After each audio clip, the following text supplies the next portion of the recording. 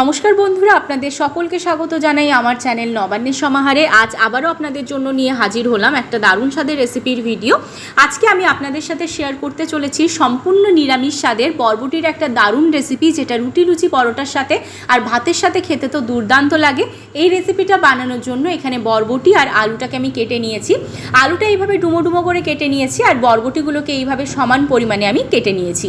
এবার অপর দিকে দেখুন, আমি গ্যাস চালিয়ে কড়াই বসিয়ে এখানে আগে থেকে ভিজিয়ে রাখা অল্প পরিমাণ মুগ ডাল, যেটা খুব ভালো করে আমি ধুয়ে পরিষ্কার করে নিয়েছি, সেটাকে দিয়ে দিলাম। এবার এখানে মুগ ডালটাকে একটু সময় নিয়ে ভেজে নিতে হবে। যখন খুব সুন্দর একটা গন্ধ বেরোবে আর দেখবেন একটু কালারটা চেঞ্জ হয়েছে, বুঝবেন ভাজা হয়ে গেছে। এখানে কিন্তু ভাজা হয়ে গেছে, আমি নামিয়ে নিয়েছি। এবার এই কড়াইয়ের মধ্যে দিয়ে দিলাম আমি অল্প পরিমাণ সরষের তেল। যেহেতু প্রথমে একটু আলু আর বরবটিটা ভেজে নেব, সেজন্য বেশি পরিমাণে দিইনি তেলটা। এখানে প্রথমে আলুটাকে ভালো করে একটু ভেজে নিচ্ছি। দেখুন, ভেজে নেওয়ার পর কিন্তু আমি এখানে বরবটিটা ব্যবহার করছি। আপনারা চাইলে আলাদা আলাদাও ভেজে নিতে পারেন, তবে আমি এখানে বরবটি আর আলু কিন্তু একসাথেই ভেজে নিচ্ছি।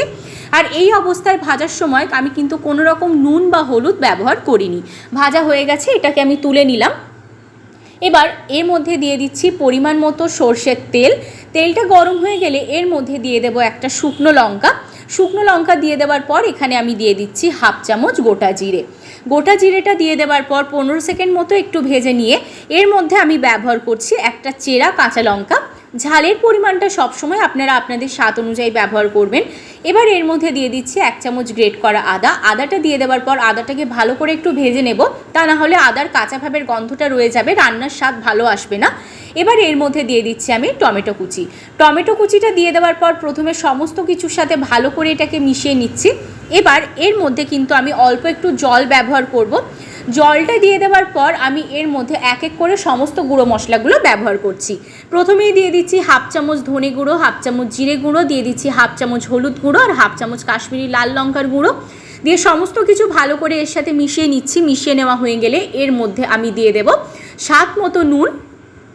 নুনটা দিয়ে দেওয়ার পর আমি কিন্তু ভালো করে মশলাটা কষাবো। মশলাটা খুব ভালোভাবে কষিয়ে নেবেন যতক্ষণ না সাইড থেকে তেল ভেসে উঠছে। আর এই অবস্থায় কিন্তু এটাকে আমি একটু ঢাকা দিয়ে দিচ্ছি, যাতে তাড়াতাড়ি টমেটোটা নরম হয়ে যায়। ঢাকা দিয়ে দিলাম। এবার ফিরে এলাম একটু সময় পরেই।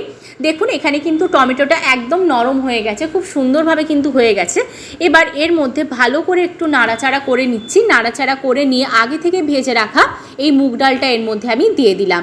মুগ ডালটা দিয়ে দেওয়ার পর কষানো মশলার সাথে ভালো করে নাড়াচাড়া করে নিলাম। নাড়াচাড়া করে নিয়ে এর মধ্যে আমি জল দিয়ে দিচ্ছি অল্প পরিমাণ। দিয়ে প্রথমে কিন্তু আমি মুগ ডালটাকে সেদ্ধ করে নেব, কারণ একসাথে যদি আলু আর বরবটির সাথে সেদ্ধ করতে যাই তাহলে কিন্তু এটা বেশি পরিমাণে সেদ্ধ হয়ে যাবে আর ঘেঁটে যাবে, ভাল লাগবে না। ওই জন্য প্রথমে আমি মুগ ডালটা একটু সেদ্ধ করে নিচ্ছি। এবার দেখুন, মুগ ডালটা সেদ্ধ করে নিয়ে চলে এসেছি, ভালোভাবে সেদ্ধ হয়ে গেছে।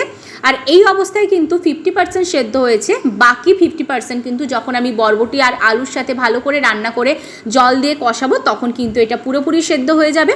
এবার দেখুন, এখানে আমি নাড়াচাড়া করে নিচ্ছি আর দিয়ে দিলাম এর মধ্যে আগে থেকে ভেজে রাখা আলু আর বরবটিটা। দিয়ে ভালো করে এর সাথে আমি কষিয়ে নিচ্ছি। এর সাথে ভালো করে একটু কষিয়ে নেব। যত ভালোভাবে কষাবেন তত ভালো কিন্তু রান্নার স্বাদ আসে। এবার এখানে দিয়ে দিলাম পরিমাণ মতো জল। জলটা এখানে একটু বেশি পরিমাণেই লাগবে, যেহেতু এখানে মুগ ডালটা সেদ্ধ হওয়ার একটু ব্যাপার আছে, ওই জন্য এখানে একটু লাগবে বেশি পরিমাণে। এবার দিয়ে দিলাম জল। জলটা দিয়ে দেওয়ার পর কিন্তু 6 থেকে 7 মিনিটের জন্য এটাকে ঢাকা দিয়ে দিচ্ছি। ফিরে এলাম কিছুক্ষণ পর, মানে 7 মিনিট পর। এবার ভালো করে একটু নাড়াচাড়া করে নেব। আর এই অবস্থায় এর মধ্যে আমি দিয়ে দিচ্ছি চিনি।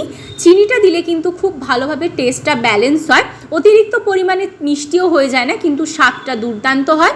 আর দিয়ে দেবো এখানে আমি গরম মশলার গুঁড়ো। দেখুন, খুব ভালোভাবে কিন্তু আলু আর বরবটিটা সেদ্ধ হয়ে গেছে। এই রেসিপিটা গরম গরম ভাত, রুটি, লুচি, পরোটা সমস্ত কিছুর সাথে কিন্তু দুর্দান্ত লাগে খেতে। রেসিপিটা কেমন লাগলো সেটা কিন্তু জানাতে একদম ভুলবেন না। যদি ভালো লাগে যে কোনো নিরামিষ দিনে কিন্তু আপনারা অবশ্যই বানিয়ে নেবেন। আর যদি ফেসবুক পেজ থেকে দেখে থাকেন, পেজটা ফলো করতে ভুলবেন না। আর যদি ইউটিউব থেকে দেখে থাকেন তাহলে কিন্তু অবশ্যই চ্যানেলটা সাবস্ক্রাইব করে দেবেন। ভালো লাগলে বাড়িতে একবার অবশ্যই বানাবেন, আমাকে কমেন্ট বক্সে মতামত জানাবেন। আবার দেখা হবে নতুন রেসিপির সাথে।